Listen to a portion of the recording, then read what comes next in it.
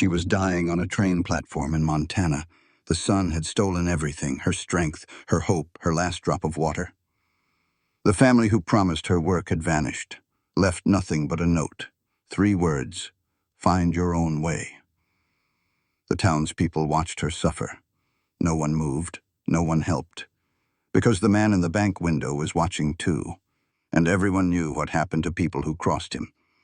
Then a stranger rode in, a rancher with ghosts in his eyes and blood on his hands. He did not ask permission. He did not wait for approval. He just picked her up and carried her away. But here is what she did not know. She was not rescued by accident. She was bait, and the man who saved her was the real target all along. This story reminds us that sometimes our darkest moments lead us exactly where we need to be. That redemption is not about being perfect. It is about choosing right when it matters most, and that the people who save us are often just as broken as we are. If you want to find out who was really pulling the strings, why the rancher carries such guilt, and whether these 2 broken souls can save each other before it is too late, stay until the very end. Drop a comment telling me where you are watching from. I want to see how far this story travels. Now let us begin. Eleanor Mercer could no longer feel her lips. The Montana sun had stolen everything from her. First her strength, then her hope. Now it was taking what little life she had left, one shallow breath at a time. She lay face down on the wooden platform of Bitterroot Station, her cheek pressed against planks so hot they branded her skin. 6 hours since her canteen ran dry. 6 hours of watching the world blur and fade while her body slowly cooked from the inside out. The letter from the Henderson family was still crumpled in her fist. She could not see the words anymore, but she had them memorized. 3 sentences that had destroyed her entire future. Circumstances have changed. The position is no longer available. Find your own way. 3 months ago, Eleanor had been somebody. A trained nurse at Philadelphia General Hospital. A woman with a reputation for dedication and skill.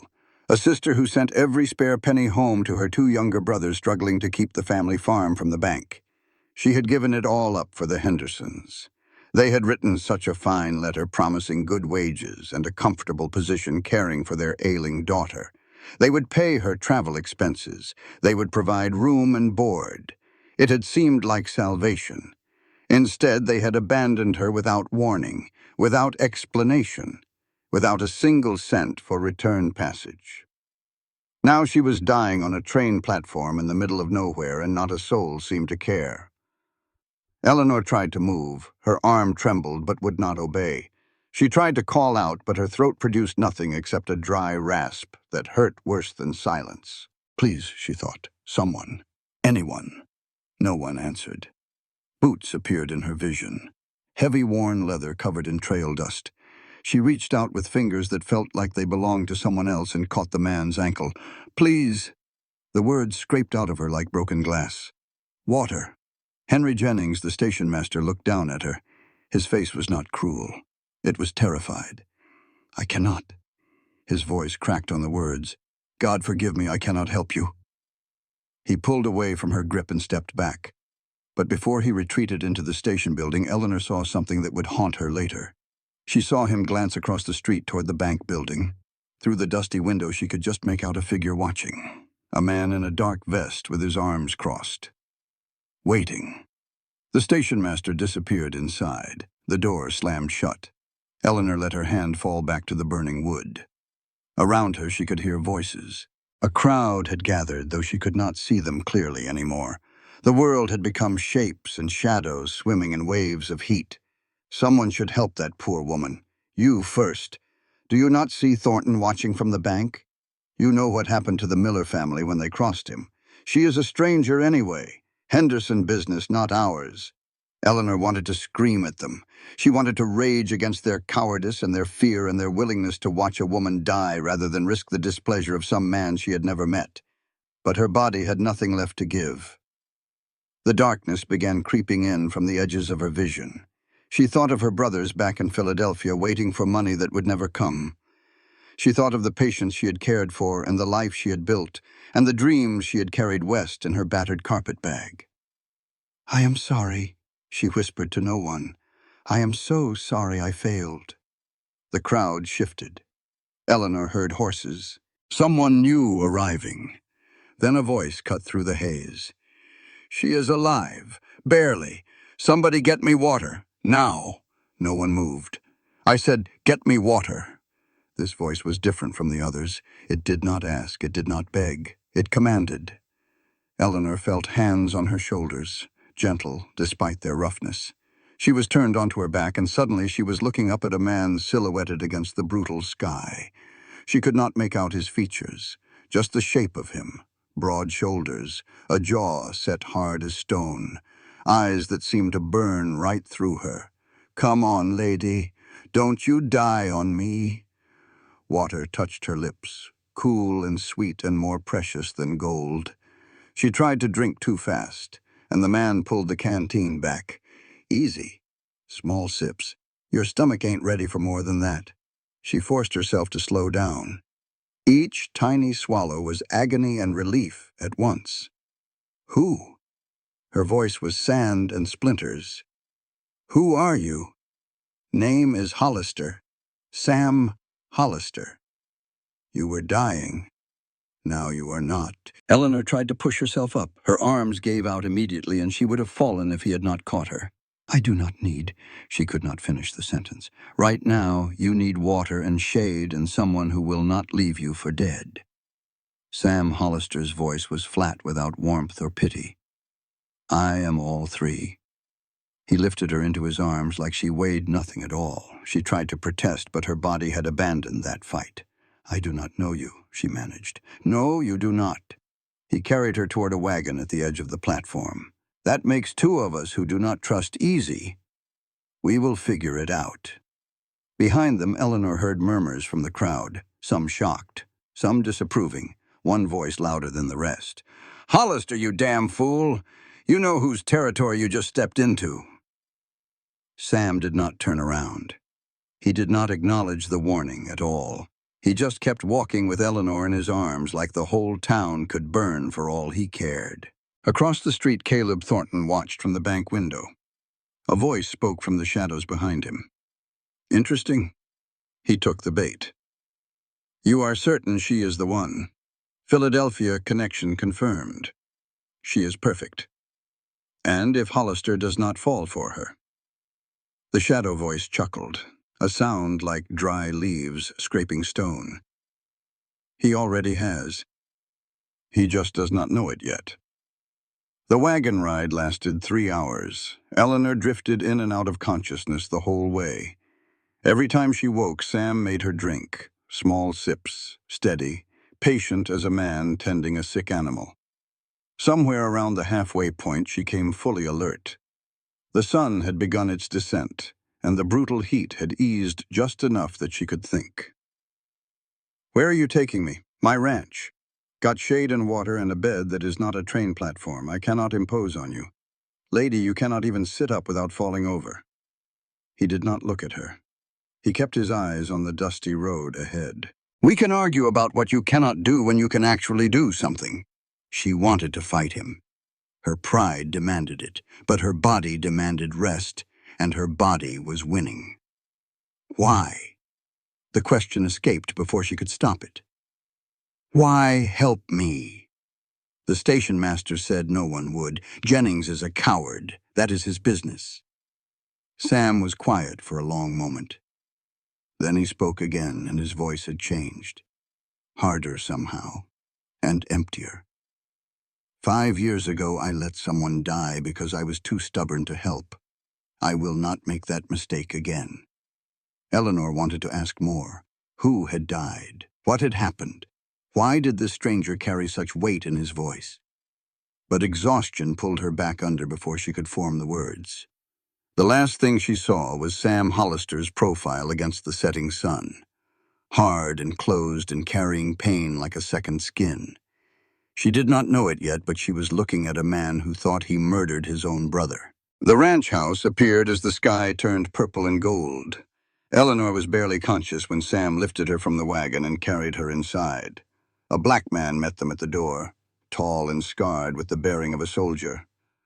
"Boss, you are taking in strays now." She needed help. So did a lot of people. You do not usually notice. Sam did not answer. He carried Eleanor past the kitchen and down a hallway to a room at the back of the house. A guest room that smelled of dust and disuse like no one had entered it in a very long time. He laid her on the bed as carefully as if she were made of glass. Eleanor forced her eyes open, found his face above her. Her fingers caught his sleeve. She did not know why. Instinct, maybe. Or desperation. "Thank you." The words were barely a whisper. "Whatever your reasons, thank you." Sam looked at her hand on his arm. Something flickered in his eyes, something raw and quickly buried. "Do not thank me yet." He pulled away gently. "You do not know what you have walked into." He left without another word. In the hallway, Sam leaned against the wall and pressed his palms to his eyes. His heart was hammering in his chest. Not from exertion. No one had touched him voluntarily in 2 years. Not since Margaret left. And he had felt more in that single moment of contact than he had felt in all the empty days since. That terrified him more than anything Caleb Thornton could ever do. Outside in the darkness, a figure watched the ranch from the tree line. Not one of Thornton's men. Someone else entirely. Henry Jennings lowered his rifle and let out a breath he had been holding for hours. She had made it. Against all odds, Eleanor Mercer had survived. Now all he could do was pray he had not just made things worse for everyone involved. Morning light cut through the curtains like a knife. Eleanor opened her eyes to an unfamiliar ceiling. Rough wooden beams. A smell of coffee drifting from somewhere distant. And pain. So much pain. Every muscle in her body screamed when she tried to move. Her lips were still cracked despite the water she had drunk. Her head pounded like someone was hammering railroad spikes into her skull. But she was alive. That was more than she had expected. "You should not move yet." The voice came from the corner of the room. Eleanor turned her head and found Sam Hollister sitting in a hard wooden chair by the door. Dark circles under his eyes. A coffee cup in his hand gone cold hours ago. "How long was I unconscious?" 14 hours. "You almost died 3 times in the night. You watched me the whole time. Somebody had to make sure you kept breathing." His voice was flat. Matter of fact. Like he was discussing the weather rather than saving her life. But Eleanor noticed the exhaustion in his posture. The way his hands gripped that coffee cup like it was keeping him anchored. He had sat in that uncomfortable chair all night. For a stranger. For a woman he had no reason to help. "I need to leave." She forced herself to sit up despite her body's protests. "I cannot impose on you any longer." "Leave to where?" The question stopped her cold. "I have credentials, references. I am a trained nurse. I can find work in town." Sam actually laughed. It was not a pleasant sound. "Lady, you could not find a cup of water yesterday. This valley does not hire strangers, not without local connections, and you have none. Then I will make connections. With what? The Hendersons threw you away like garbage, in a place like this that marks you. People will assume you did something wrong to deserve it. They will wonder what is wrong with you that a rich family did not want you." The words hit like stones, because they were true. Eleanor had spent enough years navigating the prejudices of Philadelphia society to know how quickly reputation could be destroyed. And here she had no reputation at all. 1 week. Sam stood and moved toward the door. "You stay until you're recovered. 1 week maximum. Then we figure out your next steps." "Why would you?" "Because I already saved your life once." His voice hardened. "I am not in the habit of wasting effort." He walked out before she could respond. Eleanor sat in the empty room and tried to make sense of what had happened to her. 24 hours ago, she had a future. Now she had nothing except the charity of a grim-faced rancher who seemed barely able to tolerate her presence. It was not much, but it was more than she deserved. Later that morning, Eleanor forced herself out of bed. Her legs trembled but held. She followed the smell of coffee to a kitchen where the black man from last night stood over a stove. "Ma'am." He did not smile, did not turn around. "You are the foreman, Jacob Reeves." "Yes, ma'am." "You do not look like you trust me." Now he turned. His eyes were hard and assessing. "I do not trust anyone, ma'am." Nothing personal. Eleanor respected that. After everything she had been through, honesty was more valuable than false warmth. She sat at the scarred wooden table and waited while Jake served her breakfast.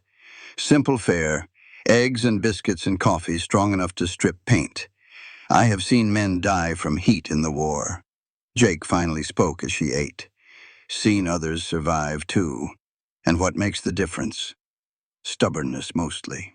He studied her face. "Surviving is just the beginning, ma'am. Living is the hard part." Eleanor let those words settle into her bones. She understood them better than he could know. After breakfast, she needed air. The guest room had begun to feel like a coffin, and her lungs craved open space. She stepped onto the porch and stopped short. Sam Hollister was in the corral with a wild horse. Shirtless, every muscle in his back straining as he fought to control the bucking animal. This was not the cold, restrained man who had carried her from the platform. This was someone else entirely. Someone powerful and dangerous and utterly focused. The horse threw him. Sam hit the dirt hard enough to raise a cloud of dust. He was back on his feet before Eleanor could blink. Fire in his eyes. Determination carved into every line of his body. He got back on. The horse fought him. Sam fought back, not with cruelty, but with patience and pressure and an iron will that would not yield. Finally, the horse submitted. Not broken, just convinced that this particular human was not worth the battle. Sam stroked the animal's neck once. Then he turned and saw Eleanor watching. "You should be resting. I do not take orders." The corner of his mouth twitched, almost a smile. Clearly, neither does that horse. But you kept trying.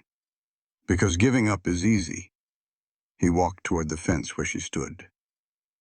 And I am tired of easy. Something passed between them in that moment. Recognition, maybe. Two stubborn souls seeing themselves reflected in each other. Then Sam looked away and the moment broke. "Jake will show you around the ranch. Stay close to the buildings. There are things in this valley more dangerous than the sun." He walked off before she could ask what he meant.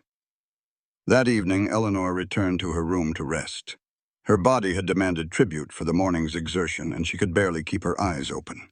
She pushed open the door and froze. Her carpet bag had been searched, not ransacked. Nothing was torn or scattered, but she could tell. The contents were arranged differently than she had left them. Someone had gone through every item with careful, methodical precision. Her hand went immediately to her shoe, the hidden compartment in the heel where she kept her most secret possession. Empty. The letter was gone. Eleanor's blood turned to ice. That letter was from a Philadelphia lawyer. It had warned her that if she did not return within 6 months to answer questions about a patient's death, she would face a warrant for her arrest.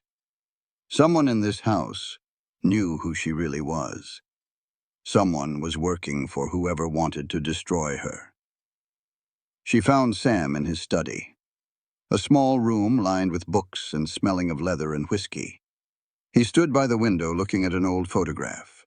A young man with his same jaw but a lighter smile, who searched my things. Sam turned. His face revealed nothing. "What?" "Someone went through my bag. Private papers are missing. I did not touch your things." "Then who did?" "I do not know." His voice was steady. "But if something of yours is missing, we will find it." Eleanor studied him. "Looking for lies, finding only walls. Her eyes went to the photograph in his hand. That boy in the picture, who is he? Sam went very still, like she had touched a wound he thought was hidden. That is not your concern. You said the same thing about me this morning. A long pause. The silence stretched between them, heavy with things unsaid. His name was Daniel. Sam's voice had changed. Hollow now. Empty. He was my brother. Was. He is dead. The words came out flat and final. Because of me. Before Eleanor could respond, Sam set down the photograph and walked out of the study. She stood alone in the room filled with his books and his secrets. The photograph of Daniel Hollister smiled up at her from the desk, young and handsome and full of life, and in the background, barely visible, another figure. An older man with the same Hollister jaw, face partially turned away as if avoiding the camera. Eleanor did not recognize him, but something about that half-hidden face made her skin crawl. That night she lay awake listening to the sounds of the ranch settling into sleep. Wind against the windows, cattle lowing in the distance, the creak of old wood. She was not just trapped with a stranger. She was trapped with the man dying inside from guilt, just like her. Through the window, Eleanor saw a shadow moving at the edge of the property. Someone watching the ranch. She did not know if they were protecting her or hunting her. She did not know she was right about both. Hoofbeats woke the ranch at dawn. Eleanor heard shouting and reached the porch just as Sam emerged with his rifle. Jake was already beside him, both men tense as coiled springs. A woman rode toward them through the morning mist. Beautiful in a cold, carved way. Dark hair perfectly arranged despite the early hour. Clothing that cost more than most ranch hands earned in a year. She rode alone. No escort, no protection. That took either courage or arrogance. Mr. Hollister, her voice was smooth as silk over steel. My father sends his regards. I do not accept regards from snakes. Then accept a warning. She dismounted with practiced grace. The drought is killing everyone in this valley. My father controls the bank. He controls the water rights. He controls half the town council. She smiled without warmth. Sell your ranch now and you will receive a fair price. Wait and you will receive nothing. Is that a threat? It is mathematics. Sam lowered his rifle but did not set it aside.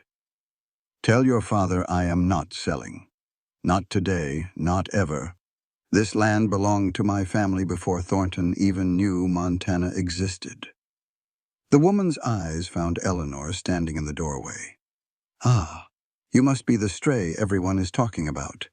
And you must be the devil's daughter. The woman laughed, a genuine sound that transformed her face for just a moment. I like you. You do not pretend. She moved closer, dropping her voice so only Eleanor could hear. My father knows who you are, Miss Mercer. Philadelphia. The investigation. The dead patient. Eleanor's blood went cold. What does he want? Control, same as always. Something flickered behind the woman's careful mask. Fear, perhaps. Or regret. But here is what I want. Leave this ranch. Leave this valley. Before my father destroys you along with Hollister. Is that another threat? It is mercy. The woman's eyes held genuine warning now. You do not know what he is capable of. And you do. I know better than anyone. Before Eleanor could respond, the woman turned back toward her horse. But she did not mount immediately. Instead, she paused near Jake, who stood deliberately, not looking at her. Jacob. Her voice had changed completely, soft now, vulnerable, nothing like the cold creature who had delivered her father's message. Miss Thornton.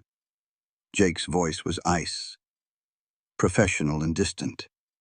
You cannot even look at me. Looking at you is what started this. The air between them crackled with something raw and painful. He knows, Rose Thornton whispered. About us? About what we were. Jake's jaw tightened until Eleanor could see the muscles jumping. Then stay away. I will not be the reason he destroys you. He has already destroyed me, Jacob. Rose's eyes glistened. The day he made me choose between you and my family. She mounted her horse and rode away without looking back. Jake watched until she disappeared into the morning haze. Eleanor looked between him and Sam, trying to understand what she had just witnessed. The foreman and the banker's daughter. Forbidden love in a valley where such things could get people killed. What happened between them, she asked Sam quietly. Not my story to tell. But his voice was thoughtful rather than dismissive. Rose Thornton is not her father, whatever else she might be. Then why does she do his bidding? Because sometimes the cage you know feels safer than the freedom you do not. Before Eleanor could pursue the question, Jake shouted from across the yard, "Boss, we have got company!" A figure was fleeing from the barn, one of Thornton's men based on his clothing. He had been hiding while Rose provided distraction. Jake was already on his horse giving chase. Sam mounted a second later. "Stay here." He threw the words at Eleanor over his shoulder. "Do not leave the house." Then they were gone, dust clouds rising behind them as they pursued the intruder across the fields. Eleanor did not stay in the house.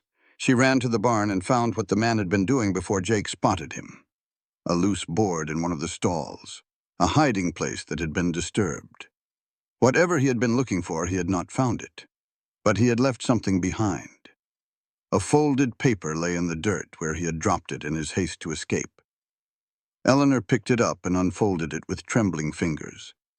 A map, the Hollister Ranch drawn in careful detail, water sources marked, fence lines noted, the house circled in red, strategic points, vulnerabilities. Someone was planning an attack. Sam and Jake returned an hour later. The intruder had escaped, but they had driven him far enough that he would not return quickly. Eleanor showed them the map. "They have been planning this for months." Sam's voice was grim. "Studying our defenses, looking for weaknesses. We are just now catching on." "Why does Thornton want this ranch so badly?" Eleanor asked.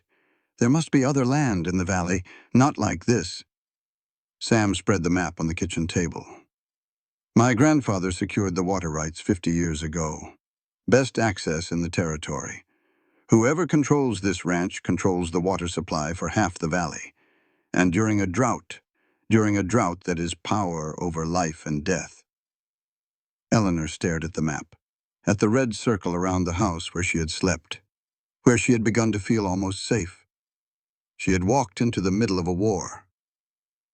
That evening, Eleanor found something else. While Sam and Jake were securing the ranch perimeter, she returned to her room and discovered a small, folded note that had not been there before. Rose Thornton's handwriting. She recognized it from the letters that had passed between Rose and Jake. Letters she had accidentally glimpsed in the barn. "That map proves my father's intentions. Use it. And do not trust anyone who tells you to trust them." Rose was helping them. The question was why. Eleanor could not sleep that night. She wandered the dark house until she found herself in Sam's study again.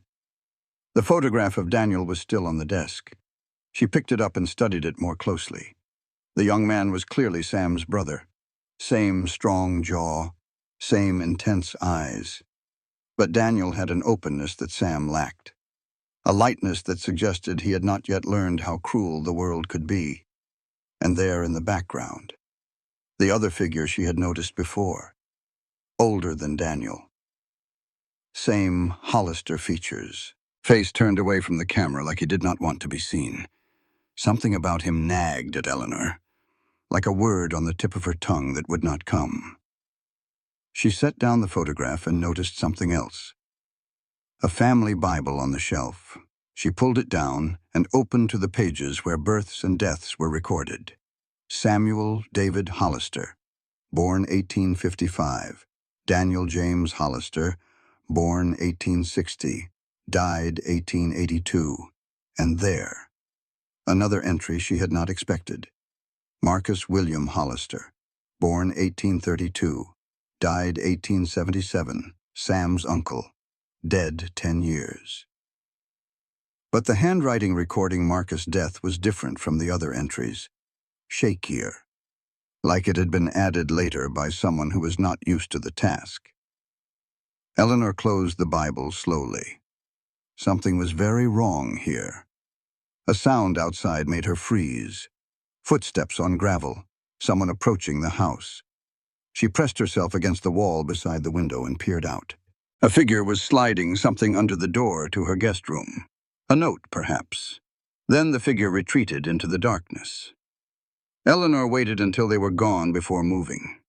The note was there, simple and threatening. I know what happened in Philadelphia. Old well noon tomorrow.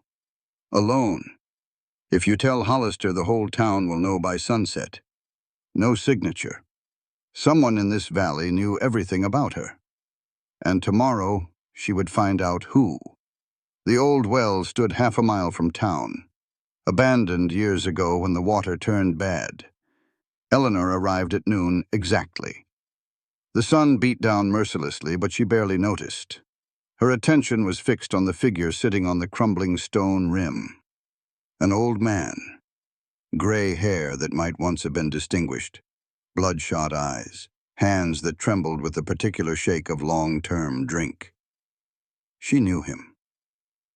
Dr. Whitmore. The man looked up. A bitter smile crossed his ravaged face. Hello, Eleanor. It has been, what? 4 years now. You were the best surgeon in Philadelphia. She could not hide her shock. What are you doing here? Like this? Same as you, I imagine. Running. Eleanor approached cautiously. She had hidden a knife in her sleeve. Old habits from years of walking home alone through dangerous streets. But Whitmore did not seem threatening. He seemed broken. You sent the note. I did. How do you know about Philadelphia? Because I was there, Eleanor. I was part of it. Whitmore's voice cracked. Dr. Webb, the fraud, the investigation. I knew about all of it. I helped cover it up. Eleanor's world tilted. What? Whitmore told her everything. After she had fled Philadelphia, the scandal had exploded. Dr. Webb had been exposed. His fraud documented. His victims counted. Dozens of patients who had suffered or died because he had falsified their treatments to pad his bills. But Whitmore had helped hide the evidence. Why? Eleanor could not understand. You were brilliant. You had everything. Why would you protect a monster? Because Webb married my daughter. Whitmore's eyes filled with tears. I protected him for her sake. I told myself it would all work out. I told myself she would be happier not knowing. What happened? She found out anyway. Divorced him. Denounced him publicly. He hanged himself in his office 2 weeks later. Whitmore pulled a flask from his coat and took a long swallow. My daughter has not spoken to me since. I came west to disappear. Thornton found me, offered me the town doctor position. I was too broken to refuse. So you work for Thornton now. I work for his money. There is a difference. Whitmore laughed bitterly. A small one, perhaps. But it helps me sleep at night. Eleanor forced herself to focus, to push past the shock and find the information she needed. Why are you telling me this now, after everything? Because you need to know the truth about Philadelphia. Whitmore set down his flask. Mrs. Crawford did not die because you neglected her. Eleanor went cold. What are you talking about? The patient who died, the one they blamed on you, Webb killed her? No, Eleanor shook her head. I was supposed to check on her that night. I was in his office instead, copying documents, and you think you caused her death. That is what they wanted you to believe. Whitmore's voice turned urgent. Webb found out you were investigating him. He switched her medication deliberately, made it look like your fault. Eleanor felt her legs give way. She sat down hard on the dusty ground. All this time, her voice was barely a whisper. I thought I killed her. You did not kill anyone, Eleanor. Webb murdered Mrs. Crawford to frame you. And I helped him cover it up because I was a coward. Silence stretched between them. Eleanor stared at nothing while her entire understanding of the past 4 years rearranged itself. She had run from Philadelphia believing she was guilty. She had given up her career and her reputation and her life because she thought she had caused an innocent woman's death. And it had all been a lie. There is more, Whitmore continued. Thornton has the original autopsy report in his bank safe, the real one that shows Webb's handwriting on the medication orders. Get it, and you can clear your name. Why would Thornton have that? Insurance. Webb owed Thornton money before he died.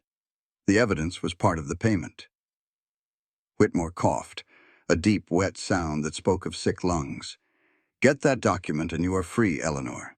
The warrant in Philadelphia will be dismissed. Your reputation can be restored. Why are you helping me? Eleanor looked up at him.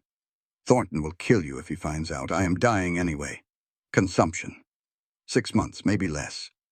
Whitmore met her eyes. But you are not dead yet, Eleanor. You can still have a life.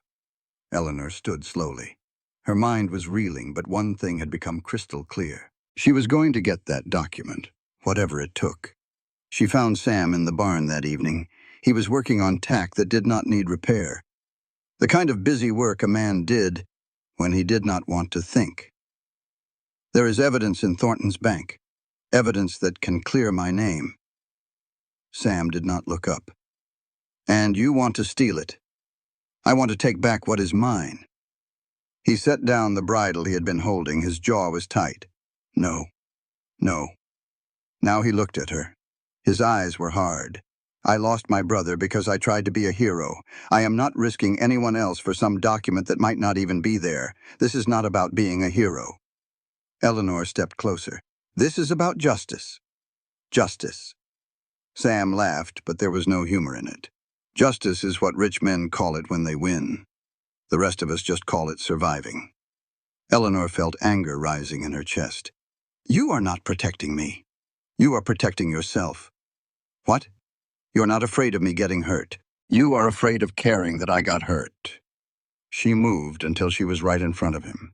Because caring means you might lose someone again. Sam went very still. You do not know what you are talking about. I know exactly what I'm talking about. Eleanor's voice softened. Because I have been doing the same thing. Running from feeling anything, because feeling means pain. The silence between them was heavy with things neither of them had said to anyone in years. You're asking me to risk everything. Sam's voice was barely above a whisper. I am asking you to stop dying slowly and start living dangerously. He stared at her for a long moment. Eleanor could see the war happening behind his eyes. Fear fighting against something that might have been hope. There is a meeting tonight. His voice was rough. Rose Thornton sent word. She has a way into the bank. You trust her. I trust that she hates her father more than she fears him. Sam pushed past Eleanor toward the door. And right now, that is enough. The meeting happened after midnight. Sam, Eleanor, Jake, and Rose Thornton, who had slipped away from her father's house under cover of darkness. I can get you into the bank. Rose laid a key on the table between them. My father's spare. He does not know I have it. Why are you helping us? Eleanor asked. He is your father. He was my father. Rose's voice turned to steel. Before he let my mother die. Before he became a puppet for someone even worse. Someone worse. Rose hesitated. The mask she wore cracked just enough to show the fear underneath. My father does not give his own orders anymore. Someone else has been controlling him for years. I do not know who, but I know they are more dangerous than my father ever was. Eleanor thought of the photograph, the figure in the background, the entry in the family Bible. Marcus Hollister, supposedly dead for 10 years. What if he was not dead at all? Before the meeting ended, Sam pulled Eleanor aside. There is something you should know about why Thornton hates me specifically. What is it? My brother Daniel, before he died.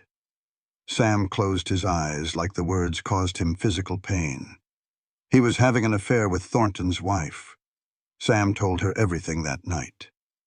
They sat on the porch while the stars wheeled overhead, and he finally spoke the words he had kept buried for 5 years. I found them in the barn. Daniel and Caroline Thornton. Sam stared at the whiskey bottle he kept on the railing. Unopened. A test he gave himself every single day. I thought I was going to kill him. What happened? We fought. Said things that cannot be unsaid. Daniel told me he loved her, that Thornton beat her, that she deserved better than a monster for a husband. And you. I told him he was a fool, that she was married, that getting involved with Caleb Thornton's wife would get him killed. Sam's hands clenched into fists. I told him if he did not end it, I would not protect him. That was the last thing you said to him. No. Sam finally looked at her. The last thing I said was worse. I said he was on his own, that I was done cleaning up his messes, that if he wanted to destroy himself over some rich man's wife, he could do it without me. Sam. He rode out that night. A storm came in fast the way they do in the mountains. His horse spooked. He fell. By the time I found him, Sam's voice broke. He was still breathing, just barely. He looked at me and he said, "I am sorry I was not enough for you." Those were his last words. Eleanor sat with the weight of that confession. She understood now. The guilt that drove Sam. The wall he had built around himself. He believed his brother had died thinking Sam did not love him. There is something else. Eleanor spoke carefully. Something you have never told anyone. Sam went very still. What spooked the horse? The storm, lightning, thunder. You do not believe that? A long silence. Then Sam spoke so quietly she had to lean closer to hear. I heard something. Before the horse reared. A crack like a gunshot. But it was storming, and I told myself it must have been thunder. But you never believed that? No. Sam met her eyes. I never believed that. Eleanor let the truth of that settle between them. Daniel Hollister's death had not been an accident. Someone had fired a shot. Someone had wanted him dead. And Sam had spent 5 years pretending he did not know, because the alternative was too terrible to face. I have something to tell you, too. Eleanor took his hand. About why I really came west. She told him about the lawyer's letter, about the investigation in Philadelphia, about the warrant that would be issued if she did not return. But that is not everything. She squeezed his fingers. The Hendersons did not just change their minds. Someone paid them to bring me here, and paid them to abandon me. Someone wanted you stranded in this specific valley, at this specific time. Eleanor looked at him. What if I'm not here by accident, Sam? What if everything that has happened, meeting you, staying here, what if it was planned? By who?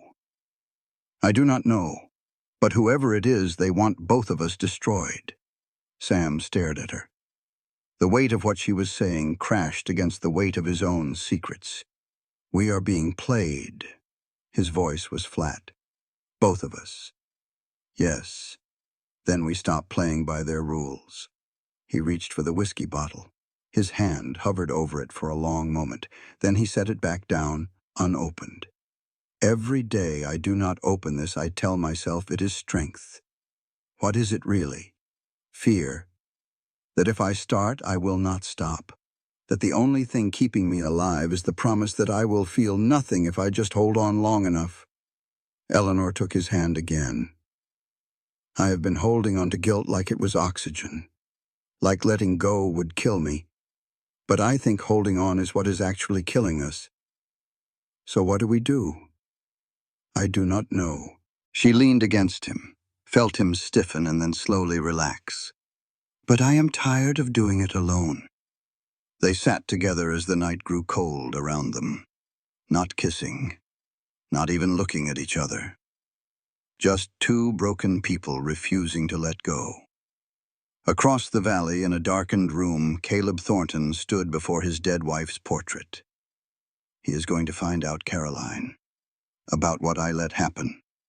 He poured himself whiskey, did not drink it, just held the glass and stared at the woman he had lost. I should have protected you. I should have protected all of us. A voice spoke from the shadows behind him. Guilt is a luxury, Caleb, one you cannot afford. Thornton flinched. He is getting too close. The girl is making him brave. Then remove the girl. No. The shadow moved. We can see its shape now. A man, tall, silver-haired, with a jaw like Sam's. She is more useful alive. For now. And when she stops being useful, then we remove them both. The shadow laughed. Patience, Caleb. 40 years I have waited. A few more weeks will not matter. The shadow retreated. A door closed somewhere in the house. Thornton stared at the portrait of his wife and wondered for the 1,000th time how he had let things go so wrong. Outside the Thornton house, Henry Jennings watched from the darkness. He had seen the shadow man arrive, had recognized him despite the years. Marcus Hollister, alive after all this time. Jennings thought of his daughter held prisoner in San Francisco, thought of the years he had spent following Marcus' orders, thought of Eleanor Mercer collapsing on that platform while he stood by and did nothing. No more. He had sent his daughter to relatives in Boston 3 days ago, paid for her passage with every cent he had saved. She was finally safe, which meant he was finally free. Jennings turned and made his way back toward town. He had preparations to make. The war was coming, and for the first time in years he knew which side he would fight on. Morning came cold and clear. Rose arrived with news before breakfast. My father is leaving for Helena tomorrow. Business with the territorial government. He will be gone 3 days. Sam and Eleanor exchanged looks. That is our window. It is also probably a trap. Jake spoke up from the corner. Probably. Sam stood. But it is the only chance we will get. Rose laid her father's key on the table. The safe is in the basement. Combination locks. The most secure in the territory. Do you know the combination? No. But I know someone who does. Rose's eyes met Eleanor's. Dr. Whitmore has been keeping my father's secrets for years. He might keep one more. The night of the break-in came faster than Eleanor expected. She spent the day preparing, learning the layout of the bank from Rose's descriptions, practicing with the pistol Sam insisted she carry, going over the plan until she could recite it in her sleep. Sam found her in the barn as the sun began to set. You do not have to do this. Yes, I do. He moved closer. In the fading light, his face was all sharp angles and shadow. If something goes wrong in there, then we deal with it. Eleanor checked her pistol one more time. Together. Sam studied her for a long moment. Then he reached into his pocket and pulled out a small object. This was my mother's. He pressed a silver locket into her palm. She gave it to me before she died, said it would protect whoever carried it. I cannot take this. You can give it back when we are done. His voice was rough. Consider it motivation to survive. Eleanor closed her fingers around the locket. It was warm from being close to his body. Thank you. Do not thank me yet. A ghost of a smile crossed his face. We still have to survive the night. The town was quiet when they reached it. Thornton had left for Helena that morning just as Rose predicted. His men had gone with him, leaving only a skeleton crew to watch the bank. Jake stationed himself at the corner of the main street. His job was to watch for trouble and signal if anyone approached. Rose had created their distraction earlier. A carefully staged fainting spell at the saloon that had drawn half the remaining townspeople to her aid. She would keep them occupied as long as possible. That left Sam and Eleanor to do the hard part. The back door of the bank yielded to Rose's key. They slipped inside and stood in darkness that smelled of money and secrets. The safe is in the basement. Sam kept his voice barely above a whisper. Follow me. They descended stairs that creaked despite their careful steps. At the bottom, a heavy iron door blocked their path. Another lock. Sam produced the combination Whitmore had provided. His hands were steady as he worked the mechanism. Click, click, click. The door swung open. Inside the vault was everything Thornton valued most: stacks of money, deeds to half the properties in the valley. And there, in a separate compartment, a leather folder tied with black ribbon. That is it. Sam reached for the folder. His face was pale in the dim light. That is his insurance file. They did not have time to read everything. Eleanor grabbed what she could. The autopsy report that would clear her name. Land deeds covered in forged signatures. Letters that documented years of manipulation and threats. And at the bottom of the folder, a sealed envelope addressed to no one. Eleanor opened it. The letter inside was written in a woman's hand. To whoever finds this. My husband is not the murderer. He is only the jailer. The one who planned Daniel Hollister's death was the same person who plans mine. Someone who wants this valley more than Caleb ever did. His name is in the attached paper. I never had courage to expose him in life. Perhaps in death I finally can. Caroline Thornton. P.S. Forgive me, Daniel. I loved you, but my cowardice killed you. There is another paper. Eleanor unfolded it with trembling fingers. A single name written in Caroline's careful script. Marcus Hollister. Sam's face went white. That is my uncle. He died 10 years ago. Before Eleanor could respond, a voice came from the stairs behind them. Hello, nephew. It has been a long time. Marcus Hollister descended into the vault, silver-haired, cold-eyed, with a jaw exactly like Sam's. Behind him came two armed men. You always were too curious for your own good. Marcus smiled. Just like your brother. Sam lunged forward. The armed men grabbed him before he could reach his uncle. You are dead. I was. Dead is useful when you owe money to dangerous people. Marcus gestured at the vault around them. But death gets boring after a while. I wanted my birthright back. This ranch was never yours. It should have been. Marcus' smile turned cruel. Your father stole it from me in a card game. 40 years I waited, 40 years I planned. Everything that happened in this valley for the past 3 years, the drought, the pressure on the ranchers, Thornton's schemes, all of it led here, to this moment. You killed Daniel. I had someone spook his horse. The storm did the rest. Marcus shrugged like he was discussing the weather. He was going to run away with Caroline anyway. I simply accelerated things. Eleanor saw the pain on Sam's face. The confirmation of everything he had feared and denied for 5 years. His brother had been murdered, and his own uncle had done it. And you. Marcus turned his attention to Eleanor, the nurse from Philadelphia. You played your part beautifully. My part. Did you think it was coincidence that brought you here? The Hendersons were paid to hire you, paid to abandon you. I needed someone to distract my nephew, someone to make him care about something again. Eleanor felt sick. I was bait. You were perfect. Marcus drew his pistol. Unfortunately, your usefulness has come to an end. Eleanor did not think. She just moved.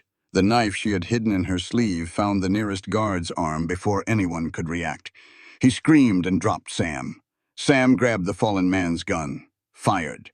The second guard went down, clutching his leg. Marcus aimed at Eleanor. Fired. The bullet grazed her arm. Pain exploded through her, but she did not scream. Could not afford to. Sam put himself between Eleanor and his uncle. Walk away, Marcus. Or what? You will kill me. The territorial marshal knows about this bank. Sam's voice was ice. About the documents.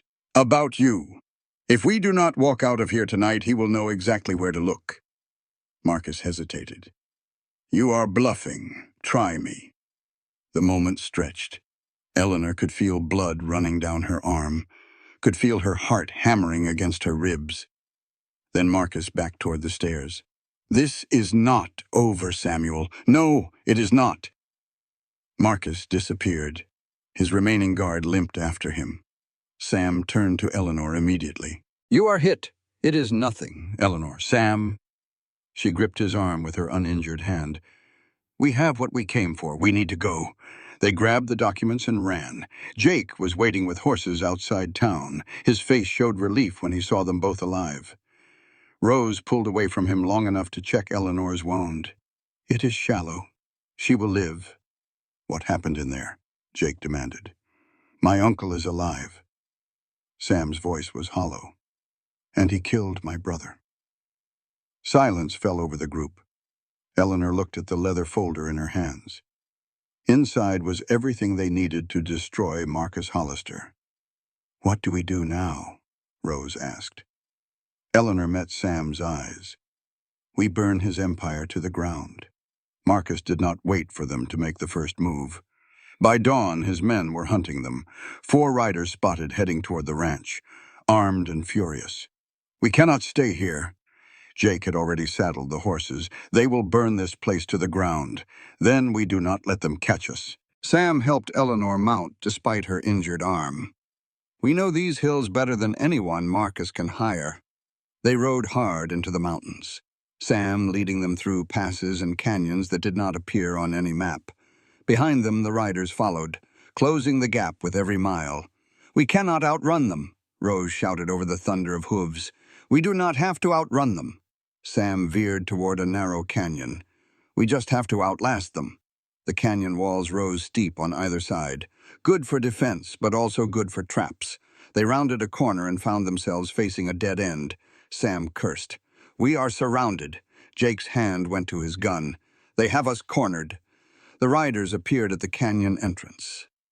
4 men, guns drawn. "End of the line, Hollister." The lead rider called out.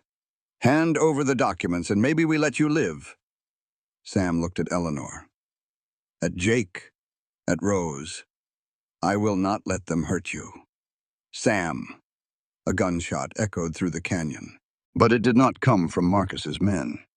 Henry Jennings stepped from behind a rock formation, rifle raised. His first shot took the lead rider in the shoulder.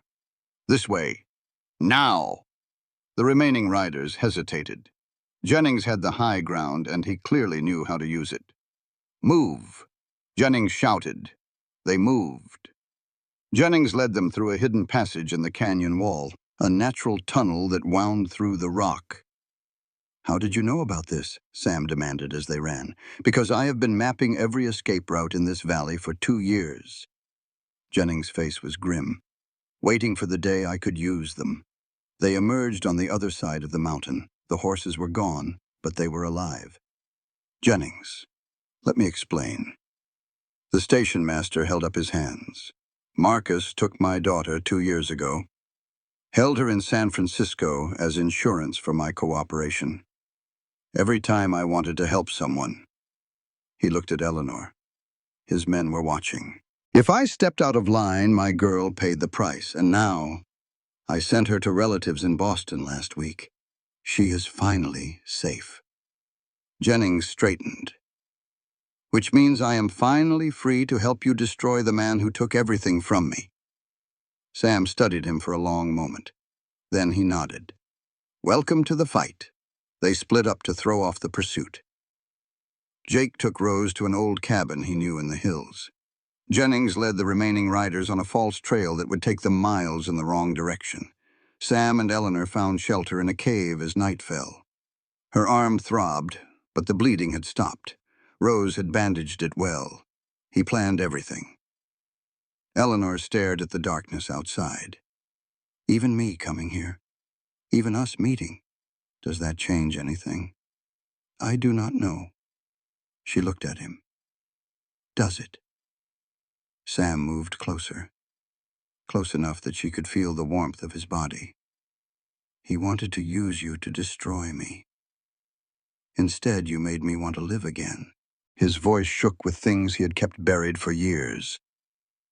"That is not his plan, Eleanor. That is ours." "Sam, I have not felt anything in 5 years.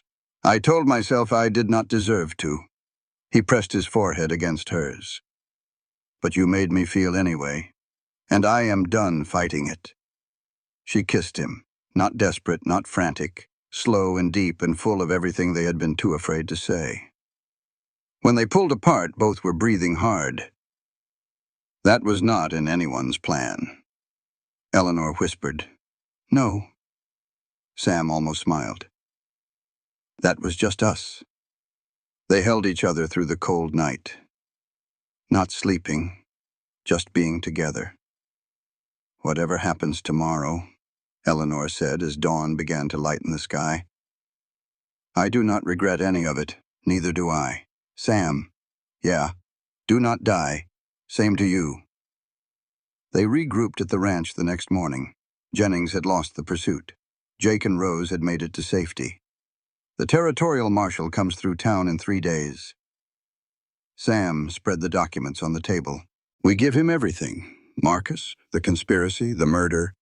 Marcus will not wait 3 days," Jake said. "No, he will not." Eleanor's eyes were hard. "So we do not wait either. We expose him publicly before he can spin his story." "How?"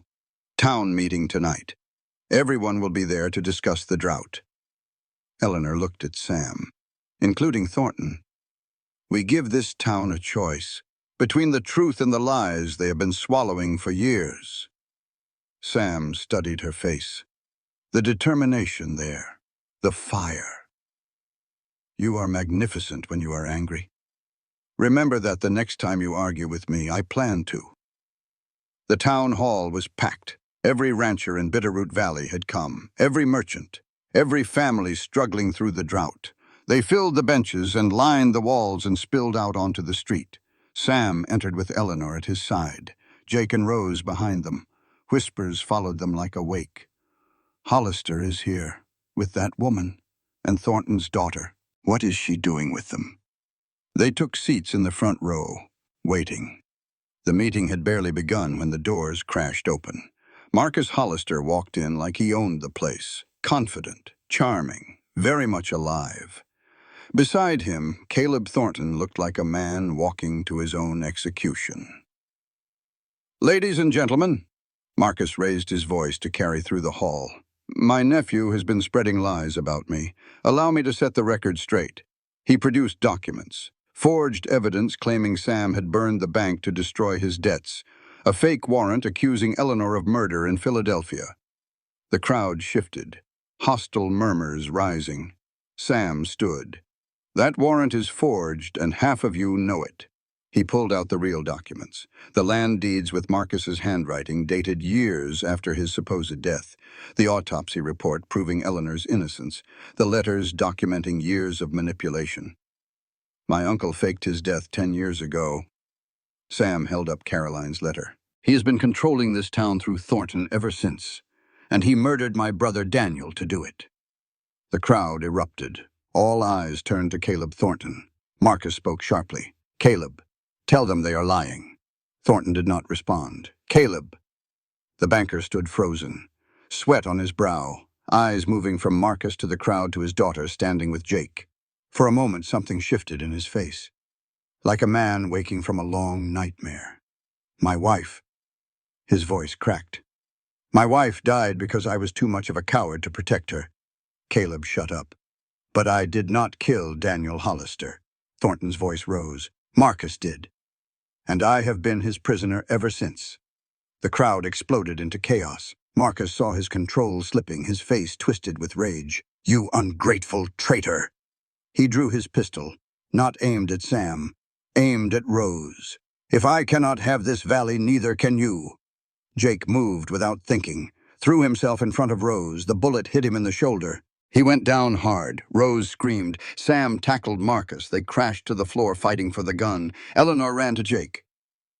"Stay with me." She pressed her hands against the wound. "Stay with me. Is Rose okay?" "She is fine. You saved her." Jake smiled through the pain. Then it was worth it. Sam and Marcus struggled on the floor, the gun between them, neither willing to let go. Thornton stood frozen, watching everything he had built collapse around him. Then something changed in his eyes. He picked up the pistol Marcus had dropped. Marcus. Marcus looked up from the fight. Thornton shot him in the leg. Marcus screamed and collapsed. That was for Caroline. Thornton dropped the gun. And this is for me. He raised his hands in surrender. Whatever I have done, I will face judgment. The marshal arrived within the hour. Jennings had sent word the moment the meeting began. Marcus was arrested for murder, conspiracy, and fraud. He would be transported to the territorial prison in Helena to await trial. Thornton surrendered voluntarily. His cooperation and testimony would be considered in his sentencing. The county jail in Missoula would hold him while the courts decided his fate.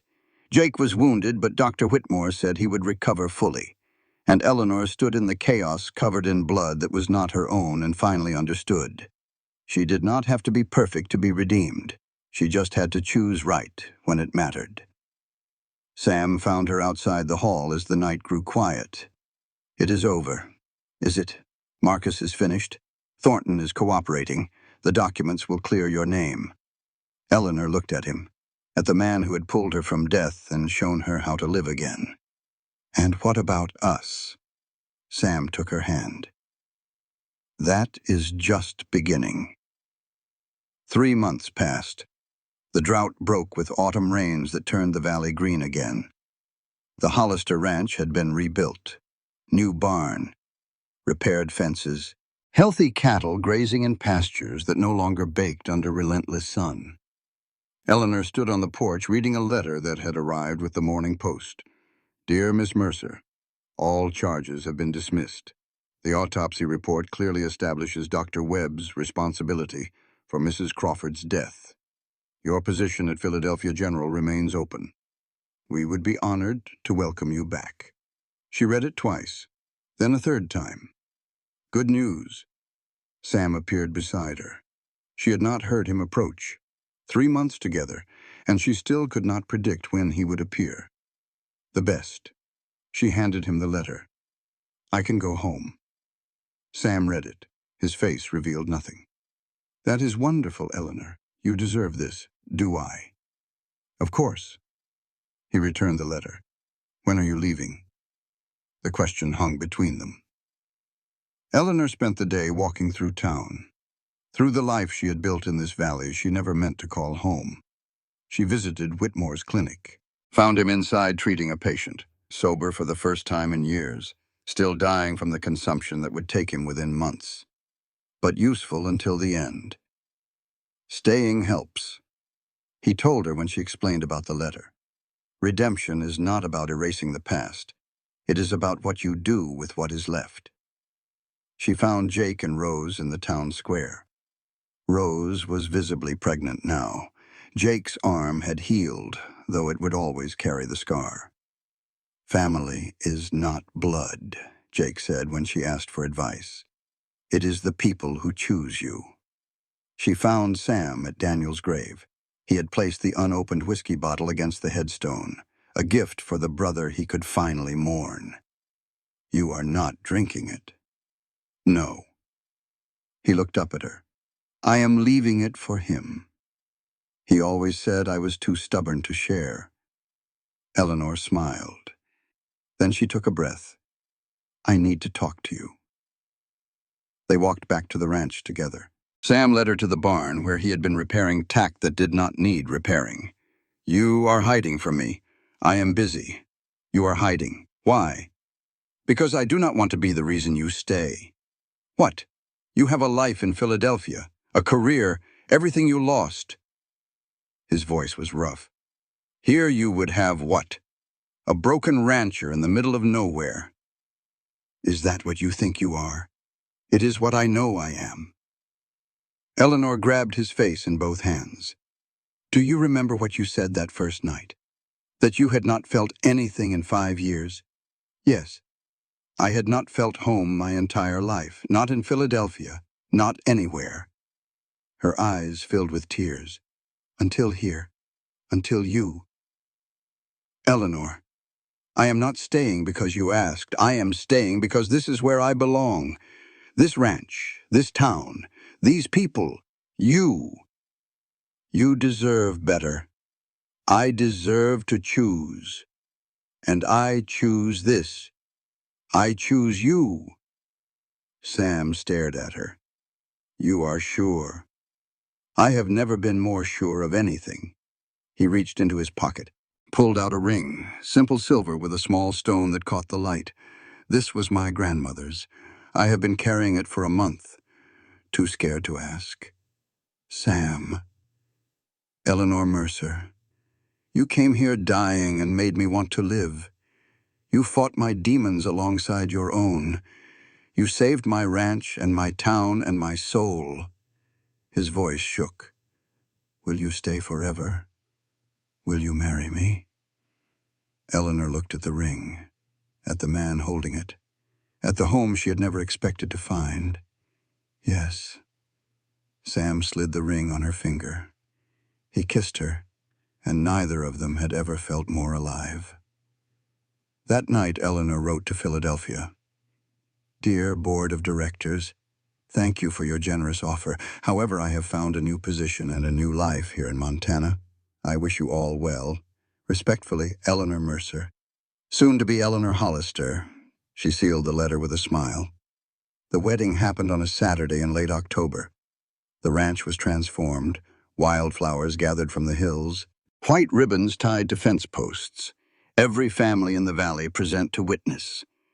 Eleanor wore a simple white dress that Rose had made by hand. Sam wore his father's wedding suit, altered by Jake to fit his broader shoulders. Dr. Whitmore performed the ceremony. It seemed right that the man who had told Eleanor the truth would be the one to bless her new beginning. Before the vows began, a knock came at Eleanor's door. Henry Jennings stood there, hat in his hands, face carrying the weight of everything that had happened. I came to apologize, properly. He told her about his daughter, safe now with family in Boston, about the years of fear, about watching Eleanor collapse on that platform and doing nothing. I will carry that shame to my grave, Miss Mercer. But I wanted you to know. I was never cruel. I was just broken. Eleanor was silent for a long moment. Then she took his hand. I forgive you. You should not. Maybe not. But holding on to anger only poisons the one who holds it. She squeezed his fingers. Stay for the wedding. Be part of the new beginning. The ceremony began as the sun touched the mountains. Eleanor walked down the aisle they had created between the rows of chairs. Sam stood waiting at the end. His eyes never left her face. Whitmore spoke the words that would bind them together. Marriage is not the absence of difficulty, it is the commitment to face difficulty together. Samuel Hollister. Do you take this woman? I do. I have since the moment I picked her up off that platform. Eleanor Mercer. Do you take this man? I do. I have since he gave me water and asked nothing in return. Then, by the power vested in me by this territory and this community, I pronounce you husband and wife. Sam kissed her. The crowd cheered. The celebration lasted until midnight. Jake and Rose danced despite his healing shoulder. Whitmore played fiddle badly but joyfully. Jennings sat quietly in a corner until a widow asked him to dance. Thornton had sent a gift from the county jail in Missoula.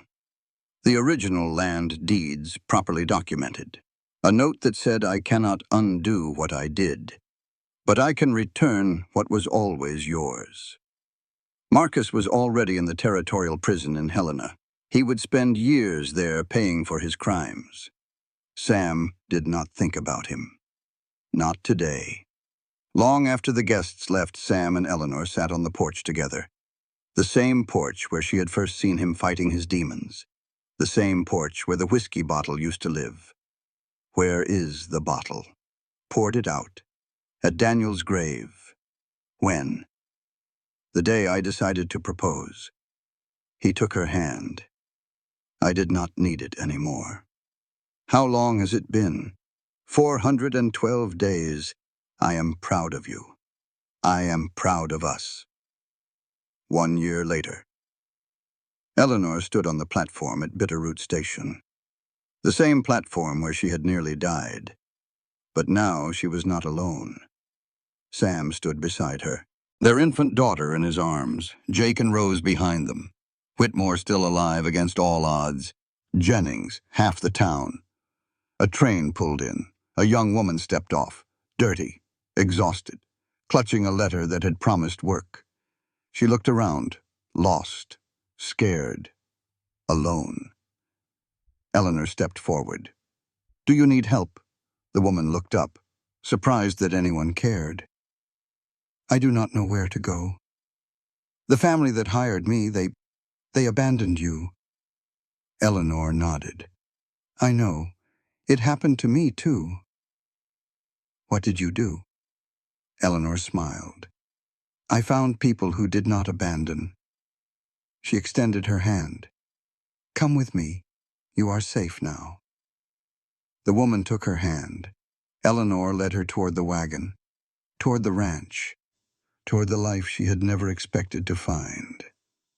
Sam watched his wife, fierce and compassionate, everything he never knew he needed.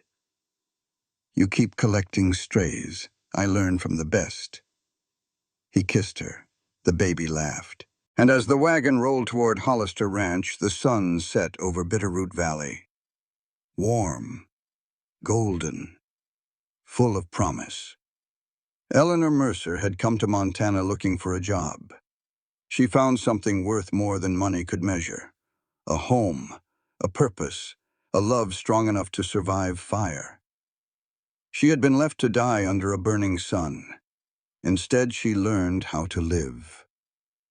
This content was carefully researched, developed, and manually edited by our team to deliver meaningful stories with valuable life lessons. Every narrative is crafted to entertain, inspire, and empower our audience. We believe that great stories can change lives, and we are committed to bringing you content that matters. Thank you for being part of our community.